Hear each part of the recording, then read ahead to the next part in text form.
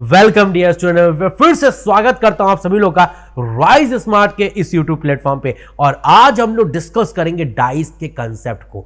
ये डाइस इतना important topic है कि जो आपके अपकमिंग एग्जामिनेशन है वहां आपको 2 से 3 क्वेश्चन देखने को मिलेगा। चाहे वो ओपन डाइस की बात करें, चाहे वो क्लोज डाइस की बात करें, चाहे वो ये पता करना हो कि इस फेस के अपोजिट फेस में कौन आएगा। हर तरह की जो प्रॉब्लम है ना, वो इस क्लास के बाद बड़ी आसान हो जाएंगी। आप सेकेंड्स में आंसर दे पाएंगे। आपके कंसेप्ट की यहां पर क्लैरिटी होगी डियर। सो स्वागत करता हूं एक बार सभी लोग का इस राइज स्मार्ट के इस यूट्यूब प्लेटफॉर्म पे। और आज हम लोग डाइस को बहुत बेहतर तरीके से क्लियर अप करेंगे डियर। बहुत शानदार तरीके से क्लियर करेंगे डाइस को।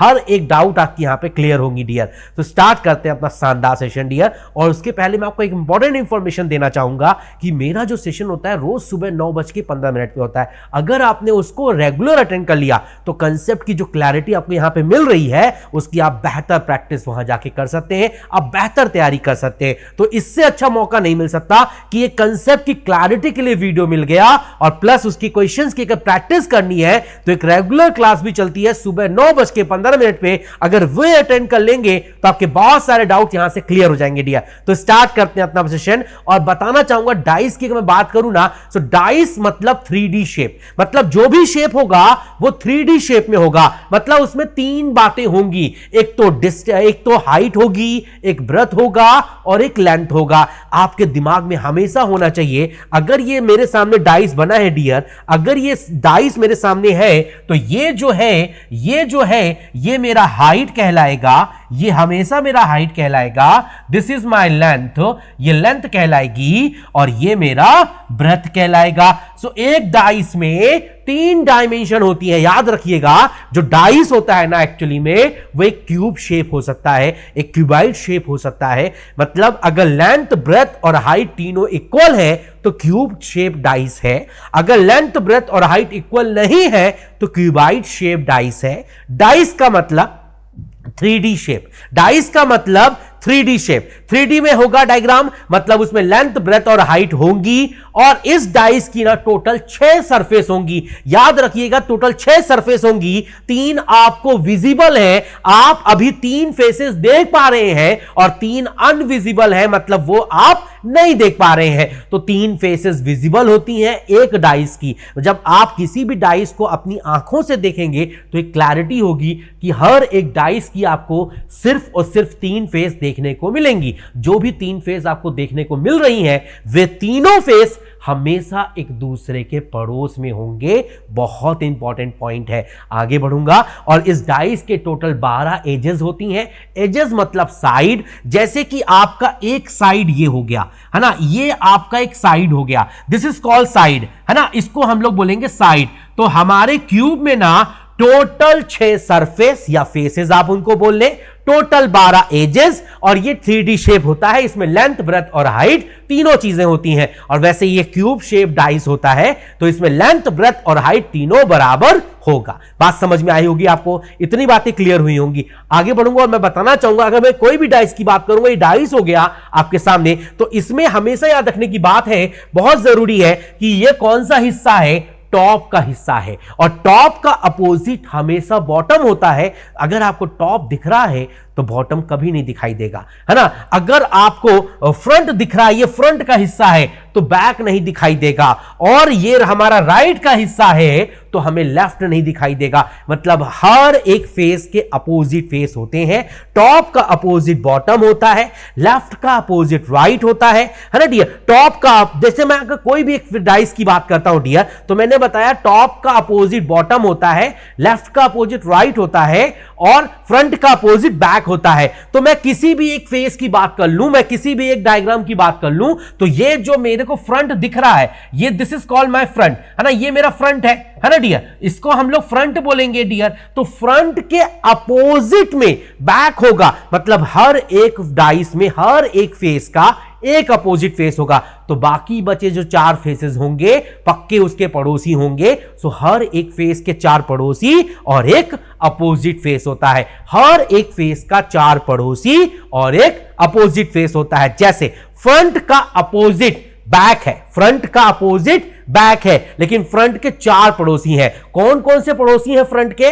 टॉप, बॉटम, राइट और लेफ्ट, है ना। जैसे मैं टॉप की बात करूं तो टॉप का अपोजिट बॉटम है, एक फेस का एक ही अपोजिट है, बाकी बचे चारों उसके पड़ोसी होंगे। तो टॉप के पड़ोस में कौन कौन होगा? फ्रंट, बैक, राइट और लेफ्ट। बातें समझ में आई होंगी डियर, आई होप, है ना। तो डाइस का ही बेसिक कंसेप्ट था। अगर ये क्लियर है तो आप कोई भी डाइस की क्वेश्चन सॉल्व कर सकते हैं अपने अपकमिंग एग्जामिनेशन में। बातें क्लियर हुई डियर, समझ में आई सारी बातें। तो एक फेस के 4 पड़ोसी और एक अपोजिट, ठीक है डियर। सो अगर मैं डाइस की बात करता हूं तो मैंने आपको बताया टॉप का अपोजिट बॉटम होता है, लेफ्ट का अपोजिट राइट होता है और फ्रंट का अपोजिट बैक होता है। यह है बेसिक। यहां तक की सारी बातें क्लियर हुई होंगी, आई होप। आपको अभी तक बहुत अच्छे से क्लैरिटी होगी डाइस को लेकर, है ना डियर। तो मैंने एक बहुत इंपॉर्टेंट पॉइंट बताया, अगर आपको डाइस की कोई भी 3 फेसेस दिख रही हैं तो हमेशा जो 3 फेसेस दिख रही होंगी वे हमेशा एक दूसरे के पड़ोस में होंगी। जैसे 6, 1 और 4 ये 3 फेसेस हमें दिख रहे हैं तो तीनों हमेशा एक दूसरे के पड़ोस में होंगे, एडजेसेंट होंगे। All 3 faces that are visible to us are always adjacent to each other. मतलब जैसे यहां पर मुझे 3 फेसेस दिख रहा है, 6, 1 और 4, इसका मतलब 6 के 2 पड़ोसी कंफर्म है, 1 और 4, क्लियर। ऐसे ही 3 के 2 पड़ोसी कंफर्म है, 1 और 2। मतलब अगर आपको डाइस के कोई 3 फेस दिख रहे हैं, जैसे 6, 1 और 4 दिख रहा था, मतलब 6, 1 और 4 पड़ोसी होंगे। 1, 3 और 2 एक साथ दिख रहे हैं, मतलब 1, 3 और 2 पड़ोसी होंगे। तो हमेशा याद रखना, कोई भी 3 फेसेस आपको अगर डाइस की दिख रही हैं तो वो तीनों फेसेस हमेशा एक दूसरे के पड़ोस में होंगी। बातें समझ में आई? यहां तक की क्लैरिटी हुई होगी। आगे बढ़ता हूं और मैं आपको एक और इंपॉर्टेंट पॉइंट बताऊंगा। अगर मैं कोई भी डाइस की बात करूं और उसमें अगर एक फेस कॉमन हो, सिर्फ एक फेस कॉमन हो, जैसे ये डाइस है और इसमें सिर्फ एक फेस कॉमन है, ध्यान से देखो जरा, इसमें सिर्फ एक कॉमन है। क्या कॉमन है डियर? एक कॉमन है ना। अगर मैं सिर्फ एक की बात करूं डियर तो इसमें सिर्फ एक कॉमन है। अगर सिर्फ एक कॉमन है तो इसके 2 बातें हैं, 2 मेथड हैं, ध्यान सुनना, ठीक है। अगर मैं एक की बात करता हूं तो एक के यहां पर पहले डायग्राम में एक के 2 पड़ोसी कंफर्म है। एक के 2 पड़ोसी कौन कौन है? 6 और 4, है ना डियर। अच्छा, दूसरे डायग्राम में एक के 2 पड़ोसी कंफर्म है, 3 और 2। इसका मतलब एक फेस के केवल 4 पड़ोसी हो सकते हैं। 2, 3, 4 और 6 पड़ोसी हो गया, तो बचा हुआ 5 पक्का इसका अपोजिट होगा। इसका मतलब यह हुआ कि एक का जो अपोजिट होगा वो डेफिनेटली 5 होगा। एक तो मेथड ये हो गया, कंसेप्ट वाली बात। दूसरा एक शॉर्टकट मेथड है, आपको समझना पड़ेगा। जैसे यहां पर सिर्फ एक कॉमन है तो क्लॉकवाइज मूव कर जाइए, क्लॉकवाइज मूव कर जाइए। अगर यहां से क्लॉकवाइज मूव करेंगे डियर आप, अगर आप यहां से क्लॉकवाइज मूव करेंगे तो आप 1, 4 और 6 लिखेंगे। अगर यहां से क्लॉकवाइज मूव करेंगे तो 1, 3 और 2 लिखेंगे। इसका मतलब 3, 6 का अपोजिट 2 होगा, 4 का अपोजिट 3 होगा, तो बचा हुआ 5 पक्की बात है 1 का अपोजिट होगा। तो ये एक मेथड है, शॉर्टकट मेथड, और एक ये स्टैंडर्ड मेथड है। आप दोनों में से कोई भी एक यूज करके अपने कोई भी क्वेश्चन के आंसर दे सकते हैं। सिंपल सी बात समझ में आई होगी आपको। यहां पर सिर्फ एक फेस कॉमन था, एक के यहां पर 2 पड़ोसी कंफर्म थे, 6 और 4।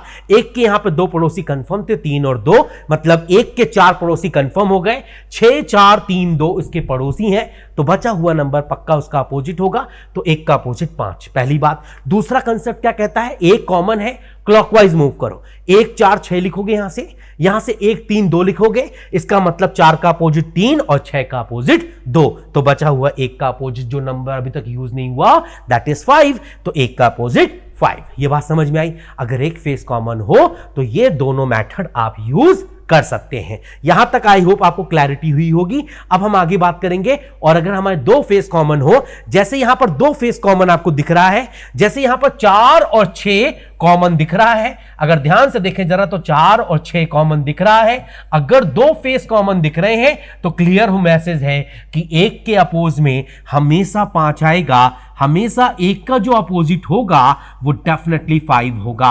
अगर सिर्फ एक फेस, 2 फेस कॉमन हो गए, 2 फेसेस कॉमन हो गए, तो रिमेनिंग बचे फेसेस हमेशा एक दूसरे के अपोजिट होंगे। मतलब एक का अपोजिट जो होगा वो 5 होगा और 5 का अपोजिट जो होगा वो 1 होगा। क्लियर हुई बात? तो एक फेस कॉमन हुआ तो क्या यूज करेंगे, दो फेस कॉमन हुए तो कैसे करेंगे, वो आपको क्लियर हुआ होगा। आई होप यहां तक की डाइस आपको क्लियर हुई होगी। आगे बढ़ेंगे।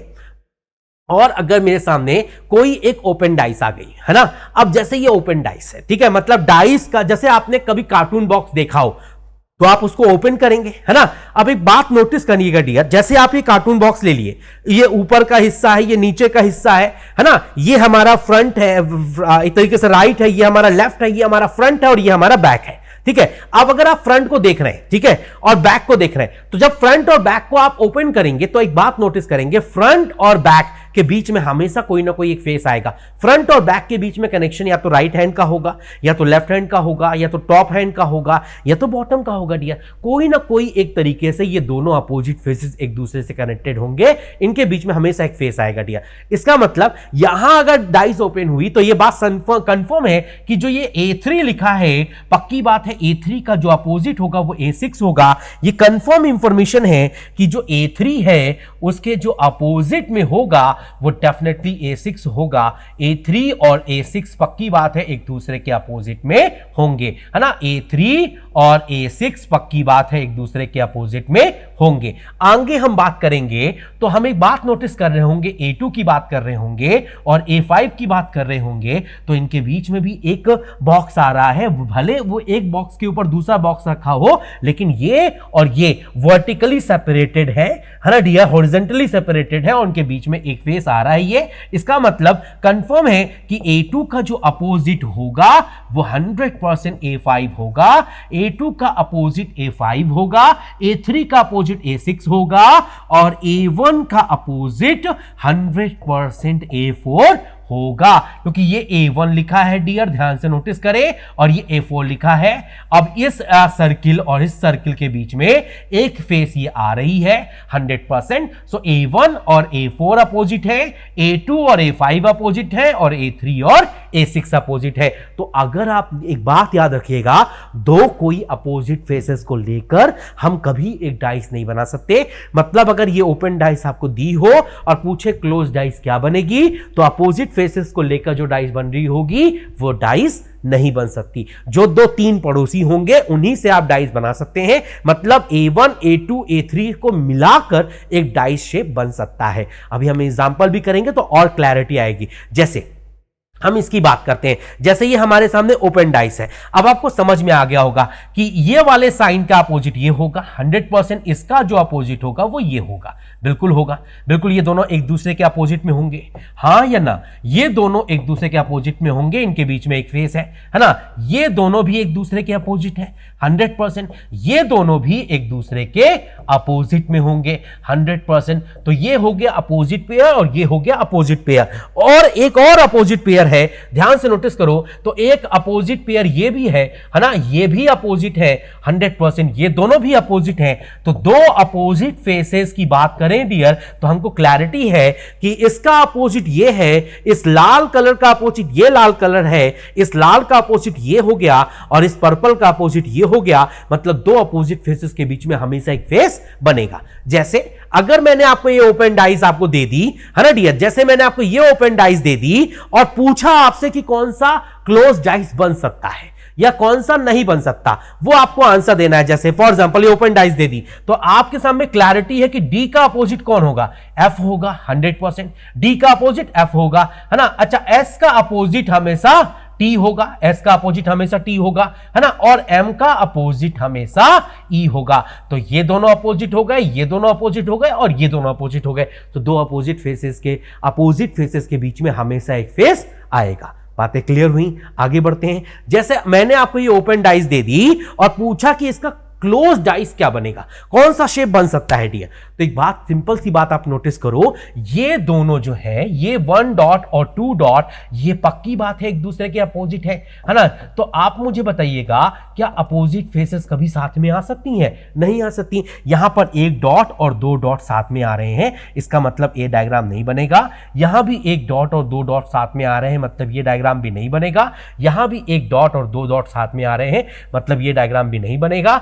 और इस वाले डायग्राम की बात करेंगे तो 1, 5 5 और 3 की बात करते हैं, 1, 5 और 3 की बात करते हैं, तो ये जो तीनों की हम बात कर रहे हैं, ये तीनों एक दूसरे के अपोजिट में नहीं है। इन तीनों को लेकर हम लोग डायग्राम बना सकते हैं। तो 3 पड़ोसियों को लेकर डाइस बनाई जा सकती है, अपोजिट फेसेस को लेकर डाइस नहीं बन सकती। इसीलिए ए, बी और सी गलत है और D is a correct one. समझ में आया डी? क्लैरिटी हुई? तो एक ओपन डाइस से क्लोज डाइस कौन सी बनेगी?